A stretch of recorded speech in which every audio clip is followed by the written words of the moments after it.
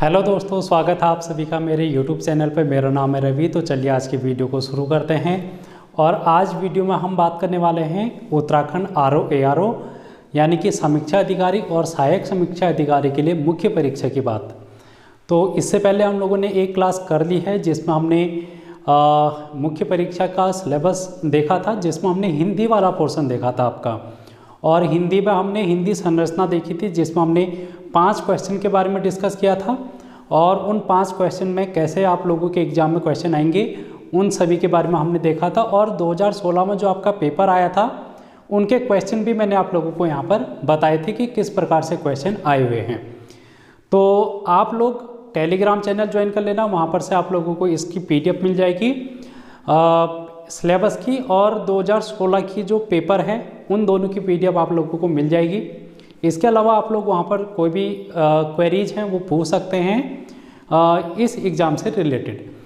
तो चलिए आज की क्लास को हम यहाँ पर शुरू करते हैं। और आज हम यहाँ पर डिस्कस करने वाले हैं, जैसे आप लोगों के सामने मैंने लिखा है, हिंदी संरचना की हम यहाँ पर बात कर रहे हैं। थंबनेल पर भी आप लोगों ने देख लिया होगा। तो हिंदी संरचना की हम यहाँ पर बात करने वाले हैं और इसका इंट्रोडक्शन पार्ट है जो कि हम करेंगे। इसमें 5 क्वेश्चन आपके आने वाले हैं, जैसे मैंने पिछली क्लास में भी आप लोगों से कहा था।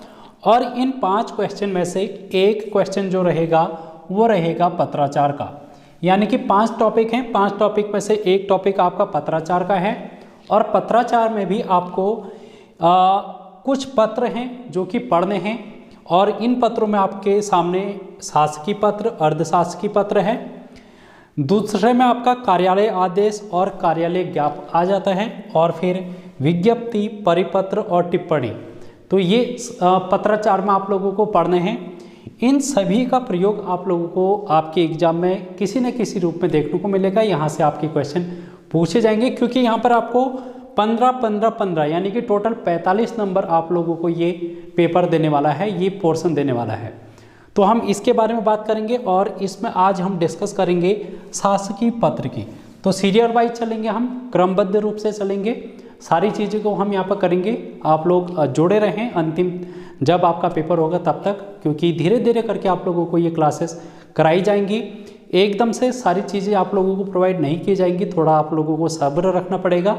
घर पर भी प्रैक्टिस करनी पड़ेगी। कुछ किताबें आप लोगों को ले लेनी पड़ेगी जो निबंध या फिर पत्राचार वाली हैं, जिसमें आप लोगों को ये सारे पत्र लेखन मिल जाएंगे। कोई सी भी किताब आप लोग ले सकते हैं। मैं किसी एक बुक का रेफरेंस भी आप लोगों को नहीं देना चाहता, लेकिन आप लोग अपने तरफ से कुछ ना कुछ किताबें ले लें जहाँ से आपको पढ़ के भी चीज़ें समझ में आए। बाकी चीज़ें मैं यहाँ पर आप लोगों को करा रहा हूँ। तो कुछ स्टूडेंट ऐसे होंगे जो कोचिंग कर रहे होंगे, जो कोचिंग नहीं कर रहे हैं, जो घर पर बैठ के तैयारी करना चाह रहे हैं। YouTube का माध्यम आप लोगों के सामने है और यहाँ पर मैं आप लोगों को बिल्कुल एक जो कोचिंग में चीज़ें आप लोगों को दी जाती हैं उसी तरीके की चीज़ें मैं आप लोगों को यहाँ पर देने की कोशिश करूँगा। अब देखो ये जो पत्र लेखन है ये आपके एग्ज़ाम के लिए क्यों इम्पोर्टेंट है, ये समझना भी बहुत ज़रूरी है। क्योंकि जब आप ARO समीक्षा अधिकारी, सहायक समीक्षा अधिकारी बन जाएंगे तो आपको एक सरकारी पद है जो कि मिलेगा। और जैसे हम बचपन में देखते हैं कि एक जो छोटा बच्चा होता है उसके हाथों में हमेशा एक खिलौना रहता है जिससे वो खेल लगता रहता है, उसी प्रकार से एक सरकारी कर्मचारी के हाथों में हमेशा कोई ना कोई पत्र जरूर देखने को मिलता है।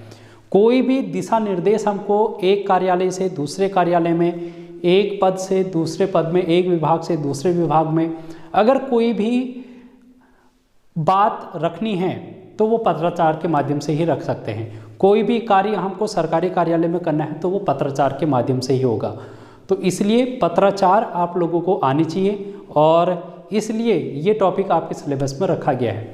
यानी कि ये टॉपिक आपके एग्ज़ाम में तो हेल्पफुल रहेगा ही। उसके बाद जब आप पद धारण कर लेंगे उसके बाद भी ये टॉपिक आपके एग्ज़ाम के मतलब आपके लाइफ के लिए, आपकी जो जॉब है उसके लिए भी ये इम्पोर्टेंट होंगे। क्योंकि यहाँ पर से आप पत्राचार का माध्यम देखते हैं, ड्राफ्टिंग देखते हैं कि कैसे हम ड्राफ्टिंग करते हैं चीज़ों की, क्योंकि वहाँ पर आपका जो विचारों का आदान प्रदान होगा, जो भी चीज़ें होंगी वो सिर्फ पत्राचार के माध्यम से ही होने वाली हैं।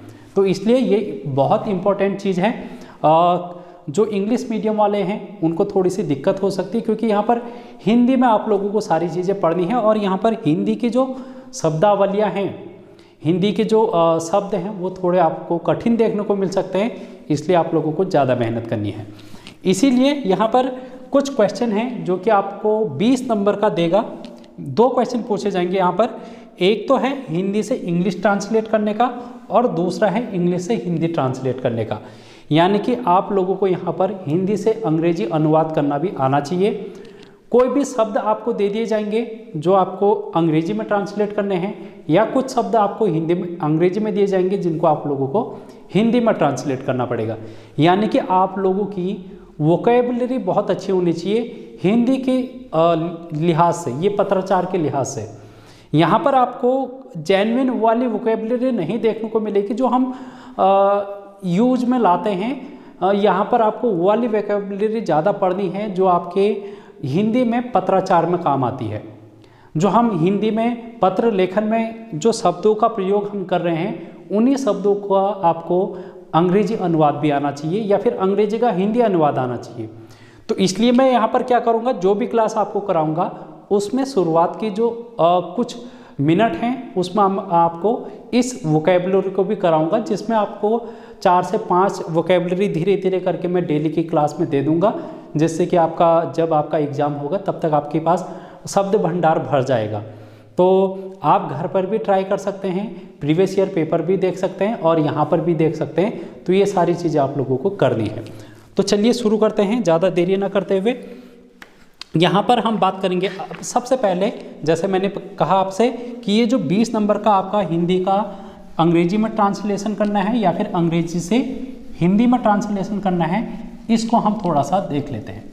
ठीक है दोस्तों, ये वोकैबुलरी का पार्ट है, तो वोकैबुलरी आपको आनी चाहिए। तो भाई हम सिर्फ 5 वोकैबुलरी देखेंगे। शब्द अर्थ यहाँ पर आप हिंदी में लिख सकते हैं, जो भी चीज़ें हिंदी में लिखी इसको हम अंग्रेजी में रूपांतरित करेंगे। ठीक, तो सबसे पहले आप लोगों के सामने है प्राधिकारी। प्राधिकारी ये एक हिंदी का शब्द है। इस हिंदी के शब्द को आपको अंग्रेजी में ट्रांसलेट करना है। तो दूसरा शब्द आपके सामने है प्राधिकारी के बाद आदेश। दूसरा शब्द है आदेश। तीसरा शब्द है, इसका आपको अंग्रेजी में ट्रांसलेट करना है शपथ पत्र। शपथ पत्र। और चौथा है आपके सामने पृष्ठांकन। क्या है दोस्तों? पृष्ठांकन। तो आज 4 ही शब्द हम करते हैं, शुरुआत हम धीरे धीरे करके बढ़ाएंगे। 4 शब्दों के बारे में हम बात कर लेते हैं। तो प्राधिकारी को अंग्रेजी में अथॉरिटी कहा जाता है। क्या कहा जाता है? अथॉरिटी कहा जाता है। तो ये आपको पता होना चाहिए। ये शब्द आपके पत्राचार में काम आएंगे। आदेश को हम ऑर्डर बोलते हैं। ऑर्डर, ये सभी शब्द आपको यहाँ पर देखने को मिलेंगे आपके जब आप हिंदी में पत्र लेखन करेंगे। जब मैं आपको पत्र लेखन कराऊंगा ये सारे शब्द आपको परिचित होंगे तब। शपथ पत्र को हम बोलते हैं एफिडेविट। इसको हम क्या बोलते हैं? एफिडेविट बोलते हैं। और पृष्ठांकन को हम बोलते हैं दोस्तों एंडोर्समेंट। इसको हम बोलते हैं एंडोर्समेंट। ठीक है, तो ये 4 शब्द आपके सामने हिंदी से अंग्रेजी के रूपांतरण के हो गए हैं। आपसे इस तरीके से भी पूछा जा सकता है एंडोर्समेंट को हिंदी में क्या कहते हैं। तो आप लोगों को ये दोनों चीज़ें ध्यान में रखनी है, हिंदी से अंग्रेजी, अंग्रेजी से हिंदी। ठीक हो गया।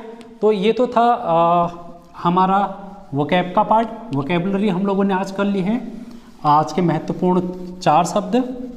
इसी तरीके से मैं आपको कराऊंगा आने वाले क्लासेस में 4 शब्द, 10 शब्द, 5 शब्द, इसी तरीके से धीरे धीरे करके हम आगे को बढ़ेंगे। फिलहाल हम बात कर लेते हैं जो आज का मुख्य टॉपिक है, और वो टॉपिक है दोस्तों सरकारी पत्र का। क्या है यहाँ पर? सरकारी पत्र की हम बात कर रहे हैं, और यहाँ से आपके एग्जाम में एक क्वेश्चन पूछा जाएगा।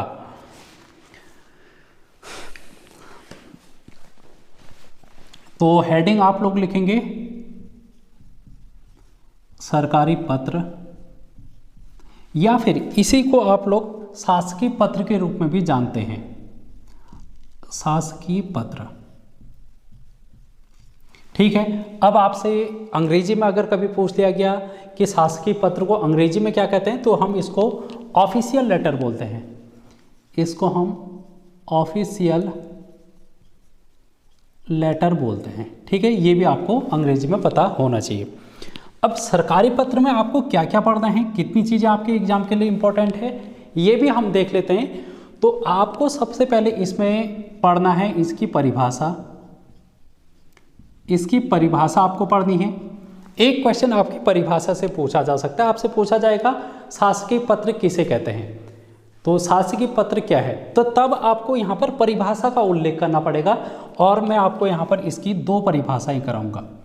इसकी मैं आपको 2 परिभाषाएं कराऊंगा। आप किसी एक परिभाषा को लिखेंगे, और मतलब लिखेंगे तो दोनों को, लेकिन एग्जाम में किसी एक परिभाषा को लिखेंगे। दोनों परिभाषाएं लिखना उचित नहीं है, क्योंकि वहाँ पर आपको लिमिटेड शब्दों में आंसर देना होता है, तो वो भी आपको ध्यान में रखना है। ठीक है ना, ऐसा नहीं कि आपने पूरा निबंध जैसा लिख दिया परिभाषा में, ऐसा भी नहीं करना है, क्योंकि यहाँ पर शब्दों का चयन है जो आपको सिलेक्शन दिलाएगा। तो इसलिए शब्द आप लोगों को मैं यहाँ पर दूंगा। दूसरी चीज़, इसमें आप लोगों से इसकी सरकारी पत्र के महत्व के बारे में पूछा जा सकता है, इसके क्या महत्व हैं, या फिर ये पूछा जा सकता है इसके प्रयोग क्या हैं, सरकारी पत्र या फिर शासकीय पत्र के प्रयोग क्या हैं। यहाँ से भी आपको एक क्वेश्चन पुटअप देखने को मिल सकता है इस फॉर्म में। तीसरी चीज़ आप लोगों को यहाँ पर से क्या पूछा जा सकता है, तीसरी चीज़ आप लोगों को यहाँ पर से सरकारी पत्र की विशेषताओं से पूछा जा सकता है। विशेषताएं, तो सरकारी पत्र की विशेषताएं क्या होती हैं, इनके बारे में भी हम डिस्कस करेंगे। और उसके बाद जो चौथा क्वेश्चन है वो आपको इसका प्रारूप देखने को मिलेगा। प्रारूप, फॉर्मेट, सरकारी पत्र का फॉर्मेट क्या होता है उसको भी हम यहाँ पर डिस्कस करेंगे। यहाँ से भी आपके एग्जाम में क्वेश्चन बनेगा। और फिर हम बात करेंगे एक समस्या। इसके बाद हम बात करेंगे एक समस्या। अब ये समस्या क्या है, समस्या ये है कि आपको एक कुछ इस तरीके की कंडीशन दी जाएगी, और उस कंडीशन को आप लोगों को सरकारी पत्र के रूप में लिखना पड़ेगा। तो ये समस्या के बारे में हम कब बात करेंगे, ये बात करेंगे जब हम परिभाषा पढ़ लेंगे, महत्व प्रयोग पढ़ लेंगे, इसकी विशेषताएं पढ़ लेंगे, प्रारूप पढ़ लेंगे, तब जाके हम इस समस्या का समाधान कर पाएंगे। अगर हमको ये सारी चीज़ें नहीं आती तो हम समस्या का समाधान नहीं कर पाएंगे। तो इसलिए हम क्रमबद्ध रूप से चलते हैं। सबसे पहले हम बात करेंगे परिभाषा की, जैसे मैंने आप लोगों से कहा। तो यहाँ पर हम 2 परिभाषाओं का जिक्र करेंगे। यहाँ पर हम 2 परिभाषाओं का जिक्र करेंगे, और परिभाषा लिखने से पहले आप लोगों को मैं कुछ और बातें बता देना चाहता हूँ जो आपके लिए बहुत इम्पोर्टेंट है, बेहद इम्पोर्टेंट है, जो आपको यहाँ पर जानना अनिवार्य है। देखो, आपके सामने A4 पेज होंगे, और आपको A4 पेज में ही लिखना है ये सारी चीज़ें। A4 पेज में, A4 साइज के पेज आप लोग ले लें, उसमें ही आप लोगों को ये सारी चीज़ें हिंदी की लिखनी है। मैं अन्य सब्जेक्ट में ये चीज़ें नहीं कहता कि आपको कौन से पेपर में लिखना है, लेकिन हिंदी में ज़रूर कहूँगा कि आपको A4 साइज पेपर में ही लिखना है। ये A4 पेज साइज है आपका। अगर आपके पास A4 साइज पेपर है तो कैसे लिखना है मैं पहले बता देता हूँ। ये आपका A4 साइज का अगर पेपर है, इसको आप A4 मान सकते हैं। तो कुछ पोर्शन ऊपर से आप छोड़ेंगे, और इस तरीके से आप ब्लैक पेन से कर सकते हैं, और कुछ पोर्शन आप यहाँ पर से छोड़ेंगे। ठीक हो गया। और कुछ पोर्शन आप यहाँ पर से छोड़ेंगे, 1-1 सेंटीमीटर का जो भी है आप मतलब अपने हिसाब से छोड़ सकते हैं गैपिंग। उसके बाद आप यहाँ पर लिखना शुरू करेंगे। यहाँ पर आप लिखना शुरू करेंगे, और क्योंकि आपके सामने जो जब आप लिखेंगे मेंस में, तो आपके सामने इसी तरीके के पेपर होंगे, तो आपको उस रूप में ढलना बहुत ज़रूरी है जब आपका एग्ज़ाम होगा। तो इसलिए आप लोग घर पर ही प्रैक्टिस करेंगे इन पेपर पर। और आप लोग क्या कर सकते हैं, अगर आप फ्रेशर हैं, आपको अभी तक मेंस लिखने की कोई भी जानकारी नहीं है, नॉलेज नहीं है, अगर आप कोई भी कोचिंग ज्वाइन नहीं किए हुए हैं, तो आप लोग क्या कर सकते हैं, टेलीग्राम चैनल पर जो चीज़ मैं आपको आज करा रहा हूँ, जो भी चीज़ मैं आपको करा रहा हूँ, जो लिखने के लिए मैं कह रहा हूँ, उसको आप लोग A4 साइज़ पर लिखेंगे और फिर टेलीग्राम चैनल पर मेरे को भेज देंगे। मैं एक बार देख लूँगा कि आप लोग किस प्रकार से उस चीज़ को टैली कर पा रहे हैं, और अगर आप लोगों की कोई कमी होगी कहीं पर, आपको मुझे लगेगा कि दिक्कत आ रही है, तो मैं वीडियो के माध्यम से आप लोगों को फिर से करेक्ट कर दूंगा। तो इससे क्या होगा, आप लोगों का को थोड़ी सी हेल्प मिल सकती है। तो इस पेपर पर कैसे लिखना है, देखो परिभाषा जैसे मैंने आप लोगों से कहा कि लिखनी है, तो A4 साइज में आप यहाँ पर जैसे लिखना शुरू करेंगे पहली लाइन, तो अक्सर हम क्या करते हैं यहाँ पर से लिखते हैं। जैसे मैं लिखूंगा मेरा नाम रवि है,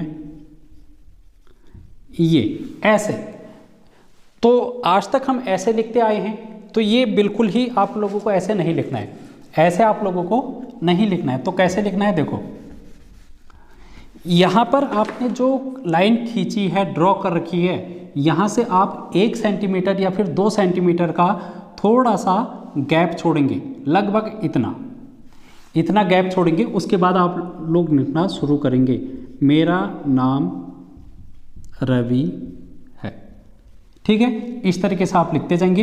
अब जब दूसरी लाइन लिखेंगे दोस्तों, तो फिर आप यहाँ से शुरू करेंगे, मैं कक्षा 10 का विद्यार्थी हूँ, कुछ भी, मतलब जो भी आप लिख रहे हैं, ठीक है।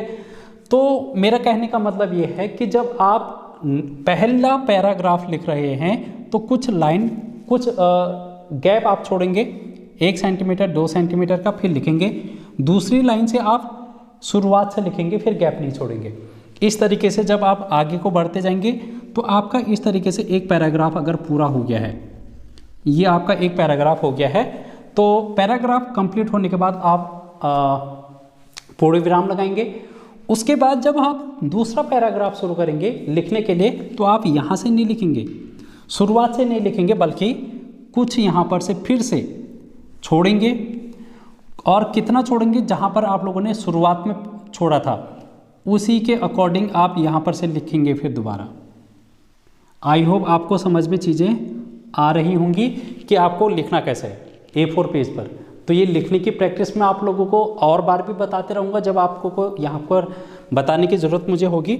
लेकिन फ़िलहाल आप लोग जो परिभाषा में लिखा रहा हूँ उसको आप इसी साँचे में लिखेंगे, इसके अलावा किसी भी साँचे में आप नहीं लिखेंगे। तो परिभाषा लिखना शुरू करते हैं।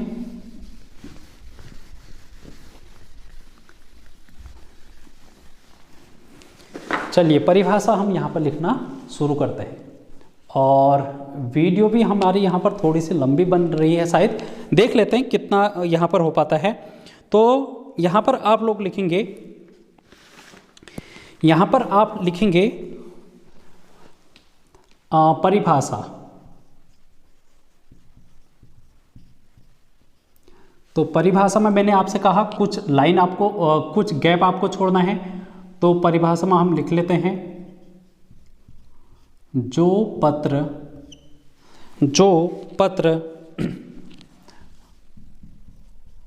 शासकीय / प्रशासकीय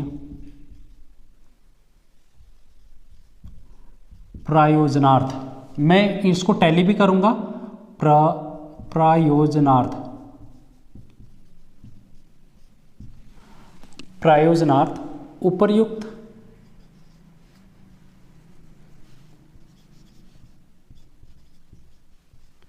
उपर्युक्त क्षेत्रों के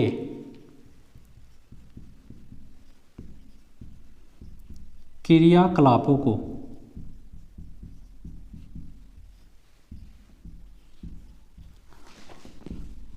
सुचारू ढंग से संचालित करने के लिए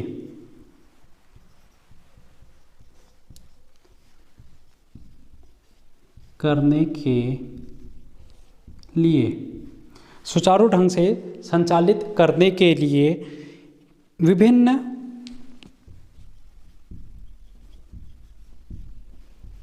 कार्यालयों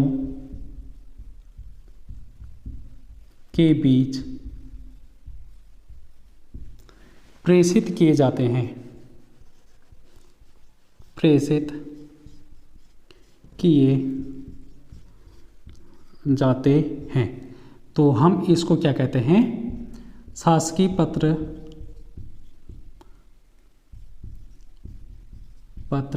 कहलाता है। तो ये इसकी एक परिभाषा हो गई। ठीक है दोस्तों, ये क्या हो गई, इसकी एक परिभाषा हो गई है, या फिर शासकीय पत्र कहलाते हैं। तो ये एक परिभाषा हो गई। अब इस परिभाषा को थोड़ा सा हम टैली कर लेते हैं। देखो, इसमें एक शब्द लिखा है शासकीय और एक लिखा है प्रशासकीय। शासन और प्रशासन आपने नाम सुना होगा, लेकिन बहुत से स्टूडेंट ऐसे होंगे जो इन शब्दों से परिचित नहीं होंगे। तो मेरा यहाँ पर फर्ज बनता है कि आप लोगों को इनके बारे में थोड़ा सा बता दिया जाए। शासकीय और प्रशासकीय में क्या अंतर होता है। शासन और प्रशासन को अगर हम देखें तो शासन के बारे में सबसे पहले बात कर लेते हैं। शासन की अगर हम बात करेंगे तो जो सरकार होती है, जैसे कि जो व्यक्ति को हम चुनकर इलेक्शन में वोट देकर चुनते हैं, तो वो क्या जो भी पद पर वो आते हैं तो उनको हम शासन बोलते हैं, या फिर सरकार वाली चीज़ें बोलते हैं। यानी कि इनका काम क्या है, नीति का निर्माण करना होता है। शासन का काम क्या होता है, नीति का निर्माण। तो ये जो काम होगी वो शासकीय काम कहलाए। अगर हम प्रशासन की बात करेंगे तो प्रशासन का काम होता है जो नीति निर्माण किया गया है उसका क्रियान्वयन करना। तो इसमें हम जैसे बात करते हैं, जैसे एक IAS ऑफिसर है, PCS ऑफिसर है, उनके नीचे जो अन्य कर्मचारी हैं, तो वो क्या कहलाते हैं, प्रशासन के अंतर्गत आ जाते हैं। तो इसका मतलब ये है कि वो व्यक्ति क्या करेंगे, जो नीति निर्माण शासन के द्वारा किया गया था उनका क्रियान्वयन जमीनी स्तर तक करेंगे और जिससे जनता को लाभ मिलेगा। तो इसलिए यहाँ पर ये जो सरकारी पत्र हैं वो शासकीय और प्रशासकीय दोनों लेवल पर होते हैं। तो यहाँ पर मैंने लिखा है कि जो पत्र शासकीय प्रशासकीय प्रायोजनार्थ उपयुक्त क्षेत्रों के क्रियाकलापों, उपयुक्त क्षेत्रों का मतलब है शासकीय और प्रशासकीय क्षेत्रों के क्रियाकलापों को। अब यहाँ पर क्रियाकलाप कौन कौन से आ जाएंगे, कोई भी नीति है, कोई भी दिशा निर्देश अगर आपको देना है किसी कार्यालय में, कोई भी आदेश देना है, तो वो सारी चीज़ें यहाँ पर क्रियाकलाप में आ जाएंगे। को सुचारू ढंग से संचालित करने के लिए विभिन्न कार्यालयों के बीच प्रेषित किए जाते हैं। तो ये विभिन्न कार्यालयों के बीच प्रेषित किए जाते हैं, इन्हीं को हम सरकारी पत्र या फिर शासकीय पत्र कहते हैं। तो ये तो हो गई पहली डेफिनेशन जो आप लोगों को लिख लेनी है। इसके बाद हम बात करेंगे इसकी दूसरी डेफिनेशन की। इसके बाद हम बात कर लेते हैं दूसरी डेफिनेशन की। दूसरी डेफिनेशन क्या कहता है, शासकीय पत्र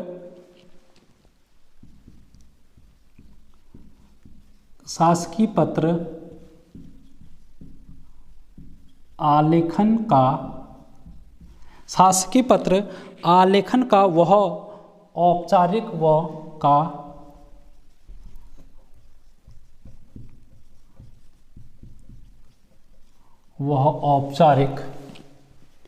व नियत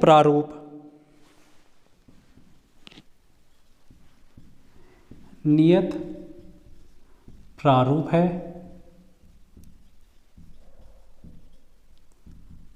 जिसमें, तो या फिर हम लिख सकते हैं जिसके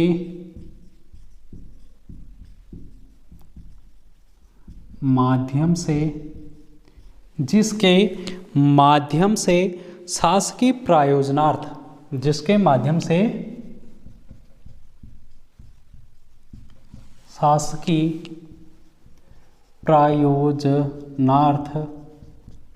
प्रायोजनार्थ यथा।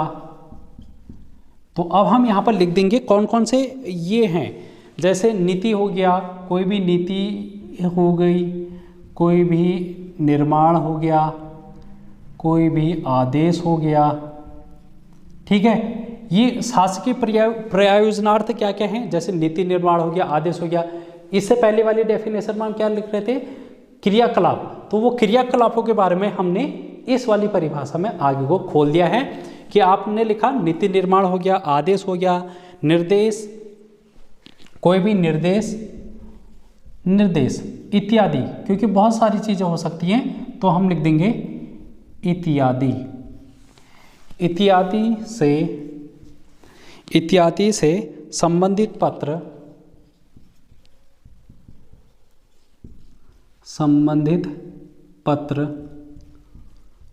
पद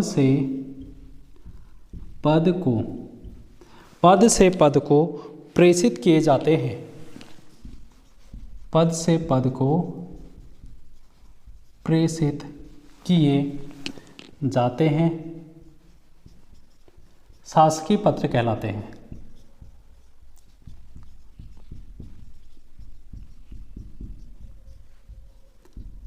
ये हो गई इसकी दूसरी डेफिनेशन।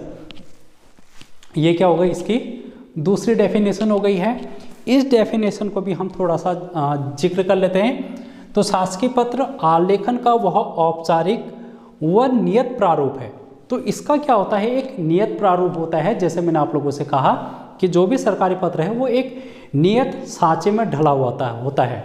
उसमें कौन सी चीज़ कहाँ पर लिखनी है ये हम प्रारूप में देखेंगे। कहाँ पर प्रेषक लिखना है, कहाँ पर एड्रेस लिखना है, कहाँ पर पत्रांक संख्या लिखनी है, वो सब नियत प्रारूप होता है। तो इसलिए यहाँ पर हमने लिखा कि नियत प्रारूप है जिसके माध्यम से शासकीय प्रयोजनार्थ, कौन कौन से शासकीय प्रयोजनार्थ हैं वो हमने खोल दिया। जैसे यथा, नीति, निर्माण हो गया, आदेश, निर्देश इत्यादि से संबंधित पत्र पद से पद को प्रेषित किए जाते हैं, शासकीय पत्र कहलाते हैं। यहाँ पर एक चीज़ और हमने खोल दी कि पद से पद को लिखे जाते हैं। ये इसका मतलब क्या है कि कोई अगर आप हैं, आप बन गए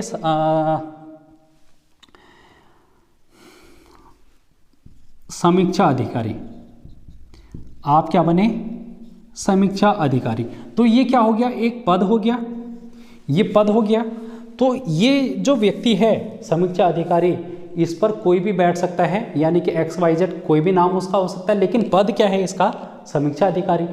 तो ये जो पत्र लिखेगा ये किसी दूसरे समीक्षा अधिकारी को लिख सकता है, दूसरे समीक्षा अधिकारी को लिख सकता है, या फिर सहायक समीक्षा अधिकारी को लिख सकता है। तो सहायक समीक्षा अधिकारी भी तो एक पद है।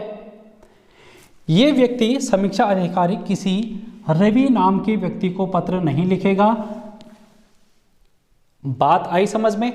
रवि एक नाम है, कोई पद नहीं है। इसलिए ये जो सरकारी पत्र होते हैं वो पद से पद को प्रेषित किए जाते हैं, किसी व्यक्ति विशेष को नहीं प्रेषित किए जाते। ये जो पत्र होते हैं वो पद से पद के नाम को प्रेषित किए जाते हैं। जैसे सचिव है या फिर कोई भी आयुक्त है, तो ये पद हो गए। समीक्षा अधिकारी, सहायक समीक्षा अधिकारी, तो ये पद से पद को प्रेषित किए जाने वाले पत्र होते हैं। ये किसी व्यक्ति विशेष को नहीं भेजे जाते हैं। तो हमने ये सारी बातें इसमें लिख दी हैं।